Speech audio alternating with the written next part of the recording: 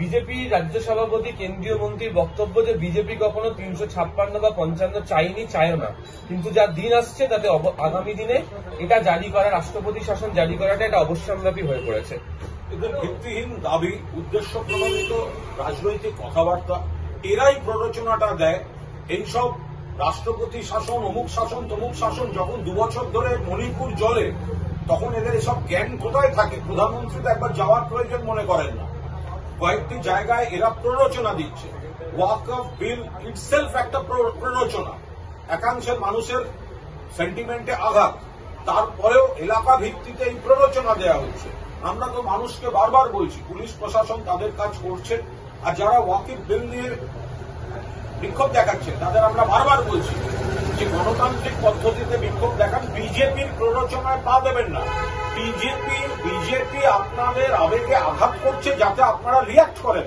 সেই ইস্যুতে তারা গন্ডগোলে তাদের অভ্যন্তরীণ এজেন্সিগুলো কাজ করছে। এসব জায়গায় অভ্যন্তরীণ সেন্ট্রাল নানা এজেন্সি অপারেট করছে।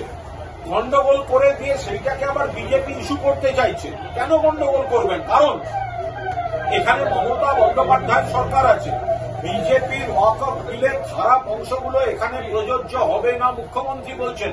16 তারিখ মুখ্যমন্ত্রী বৈঠক ডেকেছেন, গোটা বিষয়টা স্পষ্ট হয়ে যাবে। বিজেপি চাইছে প্ররোচনা দিতে, গন্ডগোল করতে। এই গন্ডগোল করে এটা সেই আবার সংখ্যালঘুদের বিপক্ষে কুরুচিকর প্রচারে ব্যবহার করবে বিজেপি। আমরা সেজন্য বারবার অনুরোধ করছি, দয়া করে বিজেপি প্ররোচনায় পা দেবেন না।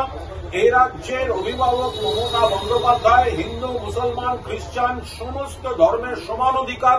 কেন্দ্রীয় সরকার যে অন্যায় বিল পাস করেছে, তৃণমূল প্রতিবাদ করেছে, মমতা ব্যানার্জি প্রতিবাদ করেছেন, এবং সে তার প্রতিবাদে যা যা করার সেটা চলবে, কিন্তু তার জন্য এমন কোন উগ্র প্রতিবাদ করবেন না যাতে জনজীবনের ক্ষতি হয়, যাতে কোনো উগ্রতা থাকে, যাতে বিজেপির আরো প্ররোচনা দিতে। আপনারা হয়তো কজন একটু রেগে গেলেন, সেখানে আপনিও জানেন না যে বিজেপির হাতে কত রকম এজেন্সি আছে। তারা ঢুকিয়ে এমন একটা সিন তৈরি করে দেবে যে সিনটা আপনাদেরই বিপক্ষে ব্যবহার হবে। ফলে দয়া করে এগুলো করবেন না। বিজেপি তো এইগুলো করার জন্যই এই রাজনীতিটা করছে, এই কথাগুলো বলার জন্যই এই রাজনীতিটাকে, এই হিংসাটাকে বিজেপি চাইছে পরোক্ষে এটাকে উস্কে দিতে, প্ররোচনা দিতে। নানা রকম এজেন্সি এর পেছনে আছে কিনা, বিজেপির হাতে থাকা নানা রকম এজেন্সি এর পেছনে আছে কিনা, প্রভোগ করার জন্য, উস্কানি দেওয়ার জন্য, গন্ডগোল করার জন্য, সেটাও তদন্ত করে দেখা দরকার। যে কেউ যে কোনো বিষয়ে যেতে পারে। আমরা শুধু বারবার বলছি, বিজেপি যেটা চাইছে, বিজেপি যেটা করাচ্ছে, সেটাকেই রাজনীতির ইস্যু করে তারাই আবার কোর্টে যাওয়ার কথা বলছে। অর্থাৎ মানুষের আবেগকে প্ররোচনা দেয়া, বিপথে চালিত করা, আঘাত করা, তারপর বিভিন্ন এজেন্সিকে অপারেট করিয়ে সেই এলাকায় প্ররোচনা দিয়ে কোনো একটা অস্থিরতা তৈরি করা, সেইটাকে আবার রাজনীতিতে এনে কোর্টে যাওয়া, ধর্মীয় ভেদাভেদমূলক বিবৃতি দেয়া, এগুলো বিজেপি করছে কিনা এটাও তো একটা তদন্তের বিষয়। এবং আমরা বারবার বলছি, যারা ওয়াকফ বিলে প্রতিবাদ করছেন, আন্দোলন করছেন, মমতা বন্দ্যোপাধ্যায়ের উপর ভরসা রাখুন। আপনারা বিজেপির পাতা ফাঁদে পা দেবেন না। বিজেপি আপনাদের প্রভোগ করছে, এবং সেই পাতা ফাঁদে পা দিয়ে এমন কোন দৃশ্য করবেন না যাতে বিজেপি আবার সেটাকে রাজনৈতিক উদ্দেশ্য প্রণোদিতভাবে তাদের বিষ মাখানো প্রচারে ব্যবহার করতে। এই গোটা জিনিসটা, এই ওয়াকফ বিল, এটা যেসব রাজনৈতিক এজেন্ডা নিয়ে তৈরি হয়েছিল, তার মধ্যে অন্যতম হচ্ছে একাংশের মানুষের মানে সেন্টিমেন্টে আঘাত করে তাদের প্রভোগ করা। তারপরে একাধিক জায়গায় মানুষ যখন বিক্ষোভ দেখাচ্ছেন, সেখানে সেন্ট্রাল কোনো বকলমা এজেন্সি ঢুকে সেটাকে আরো অ্যাগ্রোভেট করছে কিনা এটা নিয়েও তদন্ত দরকার। এজেন্সি মানে শুধুমাত্র সিবিআই, ইডি আসবে, এজেন্সি মানে শুধু তাই নয়। সেন্ট্রালের হাতে নানা রকম এজেন্সি আছে, যারা গোটা এলাকায় নানা ধরনের কাণ্ড কারখানা অ্যাগ্রোভেট করিয়ে দিতে পারে, সেটা তদন্ত করে দেখা উচিত। আমরা আন্দোলনকারীদের বলবো, এমন কোন উগ্র আন্দোলন করবেন না যাতে বিজেপির পারপাস সার্ভ হয়। বিজেপি চাইছে যে আপনারা ধৈর্য হারিয়ে আপনারা রিয়াক্ট করুন, কিন্তু আপনারা আস্থা রাখুন মমতা বন্দ্যোপাধ্যায়ের উপর। এই রাজ্যে সব ধর্ম সুরক্ষিত, হিন্দু, মুসলমান, খ্রিস্টান সব ধর্ম সুরক্ষিত। ওয়াকফ বিলের বিরুদ্ধে প্রথম থেকে তৃণমূল কংগ্রেস সংসদে লড়েছে, এখনো পাস হয়ে যাওয়ার পরেও বাংলায় তার খারাপ অংশ প্রয়োগ করতে দেবেন না জানিয়ে দিয়েছেন মমতা বন্দ্যোপাধ্যায়। 16 তারিখ মমতা বন্দ্যোপাধ্যায় নিয়ে মিটিং ডেকেছেন, তার আগে কেউ কোনো প্ররোচনায় পা দেবেন না। আমরা বারবার তাদের বলছি, পুলিশ প্রশাসন তাদের কাজ করুক। কোনো প্রতিবাদ করা মানে সেখানে সাধারণ মানুষের অসুবিধা হয়, জনজীবনের সমস্যা হয়, কোনো গাড়ি বা কোনো যান চলাচল ব্যাহত হয় বা অগ্নিসংযোগ হয়, এগুলো কোনো অবস্থাতেই করা উচিত নয়। যারা কোনো আন্দোলনে ক্ষুব্ধ হয়ে যারা করছেন তাদের বলবো, দয়া করে এই ধরনের কাজ করবেন না, কারণ এতে বিজেপির রাজনৈতিক পারপাস সার্ভ হচ্ছে। বিজেপি নানা ধরনের এজেন্সি দিয়ে উস্কানি দিয়ে এগুলো করাচ্ছে কিনা সেগুলোও কিন্তু দেখতে হবে। আপনারা তাদের পাতা ফাঁদে পা দেবেন না। কোনো জায়গায় কোনো অশান্তি, সাধারণ মানুষের অসুবিধা, সাধারণ মানুষের ভোগান্তি, যান চলাচলের ক্ষতি, কোথাও বিক্ষোভ করতে গিয়ে ভাঙচুর বা অগ্নিসংযোগ, এটা কাম্য নয়। মমতা বন্দ্যোপাধ্যায়ের উপর আস্থা রাখুন। সেন্ট্রাল গভর্নমেন্ট ধর্মীয় ভেদাভেদের নামে যা করছে তার কোনো নেতিবাচক দিক বাংলার বুকে ইমপ্লিমেন্টেড করতে দেবেন না মমতা বন্দ্যোপাধ্যায়। শহীদ হয়ে গেছে, ঢিল মারলে পাল্টেই খাবে, কি বলবো? দেখুন, এইটা তো বিজেপি চাইছে, এটা তো তদন্ত করে দেখা উচিত। আসল তদন্ত হওয়া উচিত যে বিজেপির বকলমা কিছু এজেন্সি ওই এলাকাগুলোতে অপারেট করে এই অশান্তিটা ডেকে আনতে চাইছে কিনা, মানুষকে প্রভোগ করা, তাদের নিজেদের কোনো লোককে দিয়ে প্রভোকেশন শুরু করিয়ে দেয়া, মবকে খেপিয়ে দেয়া, এগুলো বিজেপির ওয়েল প্ল্যান্ড কোনো ডিজাইন কিনা, যাতে পশ্চিমবঙ্গে দু একটা পকেটে কোনো অশান্তির ছবি তৈরি করে তারা পলিটিক্স করতে পারে, এটাও কিন্তু একটা যথাযথ তদন্ত করে দেখা উচিত। আর যারা আন্দোলন করছেন, প্রতিবাদ করছেন, তাদের উচিত সংযত থাকা, গণতান্ত্রিক পদ্ধতিতে আন্দোলন করা। কোনোভাবে মানুষের সমস্যা হয় বা জিনিসপত্রের ক্ষতি হয়, যান চলাচলের ক্ষতি হয়, কোন রকম বাস বা কোথাও গাড়ি বা কোথাও ভাঙচুর, অগ্নিসংযোগ, এগুলো ঠিক নয়। মমতা বন্দ্যোপাধ্যায় আছেন, তার উপর আস্থা রাখুন। বাংলার মাটি আলাদা মাটি, এখানে সব ধর্মের সমান অধিকার, হিন্দু মুসলমান খ্রিস্টান সবাই। কিন্তু এখানে যদি নির্দিষ্ট কোন ধর্মকে বিজেপি প্ররোচনা দিয়ে কিছু মানুষকে আবেগতাড়িত করে তাদের দিয়ে কোন সিনে জড়িয়ে দিতে পারে, তো বিজেপি, এটাই তো বিজেপি চাইছে। কেন এতে পা দেবেন? বিজেপি চাইছে গন্ডগোল হোক, কেন সেই দৃশ্য হতে দেবেন? এটা বিজেপির একটা ডিজাইন কিনা সেটাও আপনাদের ভেবে দেখতে হবে। ফলে একদিকে যেমন বিজেপির ডিজাইন কিনা সেটা একটা ভেবে দেখার দরকার, দুই হচ্ছে যারা প্রতিবাদ করছেন তাদেরও সংযতভাবে, গণতান্ত্রিকভাবে বাংলার মাটি যে আলাদা, মমতা বন্দ্যোপাধ্যায়ের প্রতি আস্থা রেখে শান্তিপূর্ণভাবে গণতান্ত্রিক আন্দোলন প্রতিবাদে থাকা উচিত। দেখুন, এইগুলো করার জন্যই সুকান্ত মজুমদাররা যে এক একবার এক এক ভাষায় কথা বলছেন, শকুনের রাজনীতি করছেন, পলিটিক্স অফ ভালচার করছেন, তারা শকুনের রাজনীতি। তো তারা চাইছেন গন্ডগোল হোক, তাদেরই কোনো এজেন্সি ওই এলাকায় অপারেট করতে গিয়ে তাদের স্পন্সর লোকেদের দিয়ে গন্ডগোল করানোটা শুরু করে লোক খেপাচ্ছে কিনা এটাও তদন্ত করা দরকার।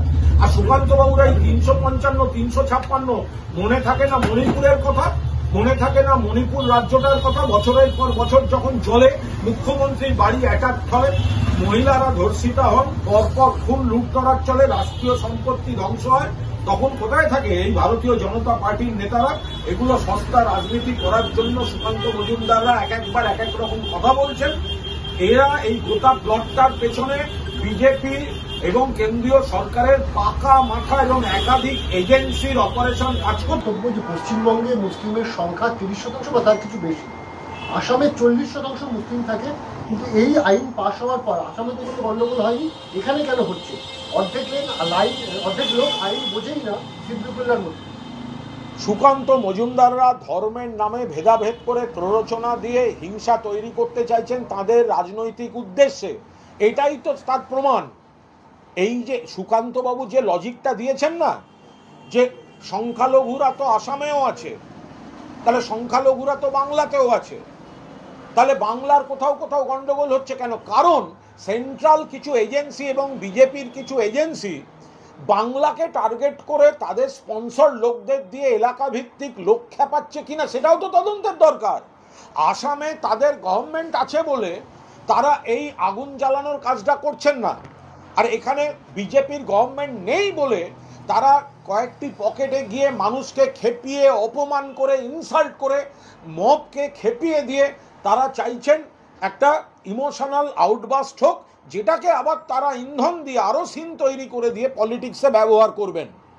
ফলে বাংলাকে টার্গেট করে, অর্থাৎ এটা সাধারণ সংখ্যালঘুরা হিংসা করলে তাহলে তো আসামেও হতো, হয়নি। তো তাহলে এই যুক্তি যদি সুকান্ত মজুমদারের হয় তাহলে তো এটা প্রমাণিত যে বাংলাকে টার্গেট করে আপনারা এটা ক্রিয়েট করছেন। আপনারা একটা এলাকায় আপনাদের এজেন্সি ঢুকিয়ে দিয়ে করছেন কিনা এটাও তদন্ত সাপেক্ষ। কিছু লোককে টাকা পয়সা দিয়ে খেপিয়ে দিয়ে তাদেরকে শিখিয়ে দিয়ে স্পন্সর করে দিয়ে এজেন্সির নানা রকম সোর্স মানিও তো থাকে, এজেন্সির তো নানা রকম সোর্স মানি থাকে, তাই দিয়ে এই জায়গাটা খেপিয়ে দিন, দিয়ে সিন ক্রিয়েট হোক, বিজেপি সেটার ফায়দা লুটবে। সেটা হচ্ছে কিনা সেটাও তো উচ্চ পর্যায়ে তদন্ত দরকার। ফারাক্কার বিধায়কের গাড়ি ভাঙচুর হয়েছে, সাংসদের গাড়ি ভাঙচুর হয়েছে, পরিস্থিতি আমরা কোনো হিংসা সমর্থনও করি না, বরদাস্ত করা হবে না। পুলিশ প্রশাসন দেখছে যে বা যারা এগুলি করছেন তারা অন্ধ তৃণমূল বিরোধিতা থেকে কিছু সিপিএম কিছু কংগ্রেসের একাংশ এই গণ্ডগোলটায় মদত দিচ্ছে, তার সঙ্গে বিজেপির কিছু সেন্ট্রাল এজেন্সি করছে কিনা সেগুলো তদন্ত করে দেখতে হবে। ফলে সেই জায়গায় দাঁড়িয়ে যারা ওয়াকফ বিলের প্রতিবাদ করছেন তাদের আমরা বারবার বলছি, তৃণমূল কংগ্রেস প্রথম থেকে প্রতিবাদ করেছে, মমতা ব্যানার্জি প্রতিবাদ করেছেন, এমপিরা প্রতিবাদ করেছেন, লোকসভায় প্রতিবাদ হয়েছে, রাজ্যসভায় প্রতিবাদ হয়েছে, ওরা গায়ের জোরে পাস করিয়েছে, এখনও প্রতিবাদ হবে। কিন্তু প্রতিবাদটা মমতা ব্যানার্জি বলেছেন বাংলায় ওই বিলের খারাপ দিকগুলো প্রয়োগ হবে না, এবং বাংলায় তো আর বিজেপি নেই, তাহলে বাংলায় এমন কোনোভাবে প্রতিবাদ করবেন না যেখানে ভাঙচুর গাড়ি অমুক তমুক এগুলো হয়। এটা করলে তো বিজেপির লাভ।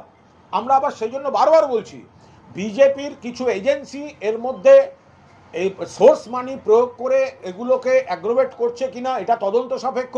দুই, সিপিএম এবং কংগ্রেসের একাংশ বিজেপিকে রাজনৈতিক হাতিয়ার তুলে দেওয়ার জন্য কিছু এলাকার লোককে খেপিয়ে এই ধরনের কাজ করতে চাইছে কিনা সেটাও ওই এলাকা থেকে সমস্ত রিপোর্ট নেওয়া হচ্ছে। একটা অন্য প্রসঙ্গে আসি, সেটা হচ্ছে যে গতকাল শিক্ষামন্ত্রী বলেছিলেন যে 21 লক্ষ যে ওএমআর সেটাকে যাচাই করে সেটার মধ্যে যোগ্য অযোগ্য পার্থক্য করা। সুকান্ত মজুমদার বলছেন যে এই জিনিসটাই তো 2 বছর 6 মাস ধরে বিভিন্ন কোর্ট সময় দেওয়া সত্ত্বেও এসএসসি করেনি। কেন এসএসসি করেছে তো বারবার বলেছেন, এসএসসি চেয়ারম্যানও উত্তর দিয়েছেন, মাননীয় শিক্ষামন্ত্রীও সবিস্তারে উত্তর দিয়েছেন। এই বিষয়ে যা যা উত্তর দেওয়ার সেগুলো উত্তর দেওয়া হয়ে গেছে। যেটা উত্তর দেওয়ার বাকি আছে, যেটা সুকান্ত মজুমদার উত্তর দেওয়া উচিত, যে বিচারপতি থাকাকালীন অভিজিৎ গঙ্গোপাধ্যায় যে অ্যাকশন নিয়েছিলেন সেটা যে কতটা রাজনৈতিক উদ্দেশ্য প্রণোদিত ছিল চাকরি খাওয়ার। কারণ ভিডিওতে দেখা যাচ্ছে অভিজিৎ গাঙ্গুলি বলছেন আমি যাদের চাকরি খেয়েছিলাম সুপ্রিম কোর্টের সামান্য স্টেপে কিছুদিন বেঁচে আছে, আশা করছি শিগগিরই মারা যাবে। আর সেই অভিজিৎ গাঙ্গুলি এখন বলছেন আমি চিঠি লিখছি, উপায় আছে, পথ আছে। পথ যদি থেকে থাকে তাহলে বিচারপতির চেয়ারে যেদিন ছিলেন সেদিন ছেলে মেয়েগুলোকে মেরে ফেললেন কেন, যেটা গর্ব করে বলছেন?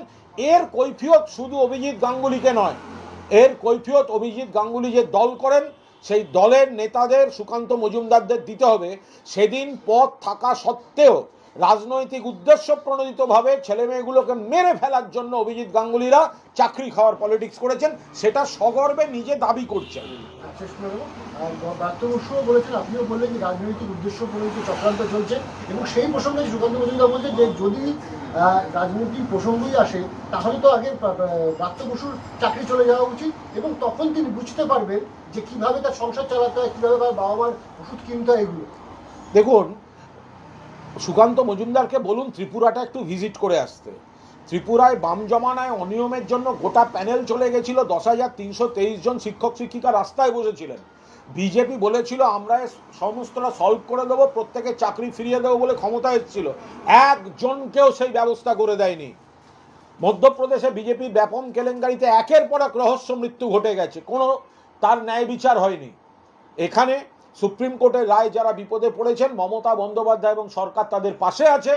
আপনারা কাল তো শুনেছেন আন্দোলনকারীরাই তো বৈঠকের পর এসে সন্দিগ্ধ যে সরকার চেষ্টা করছে এখন আবার বিরোধীরাই বিরোধিতা করবে না তো? তো বিকাশ ভট্টাচার্য কি বলছেন, এদের চাকরি দিলে আবার আদালত অবমাননার মামলা করব। অর্থাৎ বিরোধীরা চোখের জল ফেলার নাটক করছেন, আবার তাদের উকিলরা গিয়ে এই চাকরি ফেরতের চেষ্টার বিরোধিতা করছেন।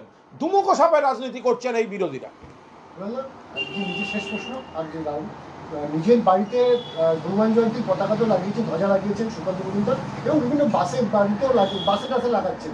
তার বক্তব্য যে হিন্দুদের বলবো পাড়ায় পাড়ায় মন্দিরে যান, অন্তত শুক্রবারের মতন করে একদিন যেন সবাই গিয়ে। দেখুন, হিন্দুদের 33 কোটি দেবদেবী, সুকান্ত মজুমদার আর এই ভেজাল বিজেপির কাছ থেকে তো আমাদের হিন্দুত্ব শিখতে হবে না। বাংলায় দুর্গাপুজো, কালী পুজো, লক্ষ্মী পুজো, সংস্কৃতি পুজো, কার্তিক পুজো, গণেশ পুজো, বাসন্তী পুজো, অন্নপূর্ণা পুজো, শিব পুজো, জগদ্ধাত্রী পুজো, গণেশ পুজো, আরও অজস্র, শ্রীকৃষ্ণের জন্মাষ্টমী, নারায়ণ পুজো, বাড়ি বাড়ি নারায়ণের সিন্নি, এগুলো চলতে থাকে। এখন বাংলায় যেগুলো চিরকালীন যে দেবদেবীদের আরাধনা হয়, সুকান্ত মজুমদাররা যদি বিজেপির গোবলয়ের রাজনীতিটাকে একটুখানি বেশি এদিকে আনতে চান, তো এটা তার মানে এই নয় যে তাদের কাছ থেকে আমাদের হিন্দুত্ব শিখতে হবে। এখানে যারা দেবদেবীর পুজো করেন তারা চিরকালই করেন। এখন সুকান্ত মজুমদারের একটু হনুমান হনুমান হুপ হাপ করার ইচ্ছা হয়েছে, তো তারা করবেন। যারা যারা বজরংবলীর পুজো করেন, বজরংবলীর মন্ত্র তো ভালো মন্ত্র, বিপদ থেকে উদ্ধার করে, তো করবে। তার সঙ্গে রাস্তাঘাটে বেরিয়ে তাকে রাজনৈতিক ইভেন্টে পরিণত করা, এটা তো হতে পারে না। আজকে সারাদিন বাংলা ভাষায় কথা না বলে সুকান্ত মজুমদারের উচিত হুপ হাপ হুপ হাপ হুপ হাপ, তাতেই বজরংবলীকে প্রকৃত আরাধনা করা সম্ভব।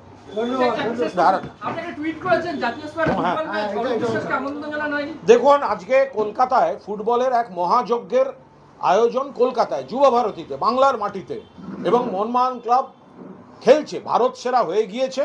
আজকেও আরেকটি শিরোপার জন্য খেলছে। এফএসডিএল এর তরফ থেকে বাংলার মাটিতে যুব ভারতীতে ফুটবল হচ্ছে, রাজ্যের ক্রীড়ামন্ত্রী অরূপ বিশ্বাসকে আমন্ত্রণ করা হবে না?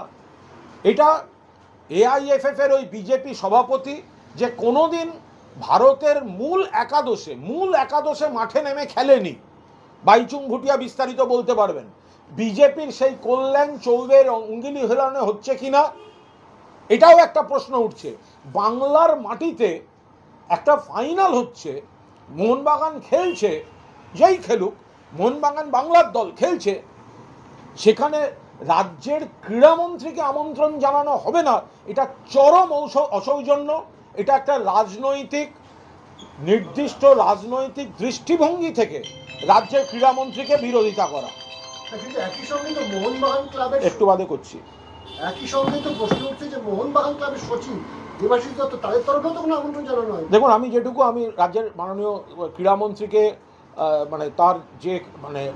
তার অবস্থানে আমি তাকে ফোন করেছিলাম, তার সঙ্গে কথা হয়েছে। তার এটাও আক্ষেপ যে আনুষ্ঠানিকভাবে মোহনবাগান ক্লাবেরও তাকে তো পদমর্যাদায় মন্ত্রী, আমি ব্যক্তিগতভাবে বললাম বা সচিব ব্যক্তিগত ফোন করলেন, বিষয়টা তো সেরম না, বা অন্য কেউ ব্যক্তিগতভাবে ফোন করলেন। যেহেতু বাংলার ক্রীড়ামন্ত্রী, সসম্মানে মোহনবাগানের কাছ থেকে তিনি একটা আমন্ত্রণ আশা করেছিলেন।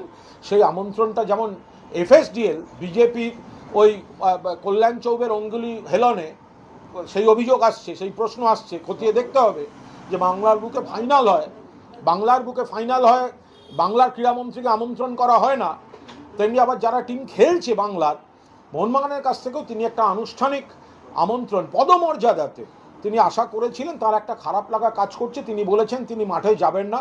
আমার সঙ্গে সচিবের এক প্রস্ত কথা হয়েছে, আমি আরেকবার মাঠে যাচ্ছি।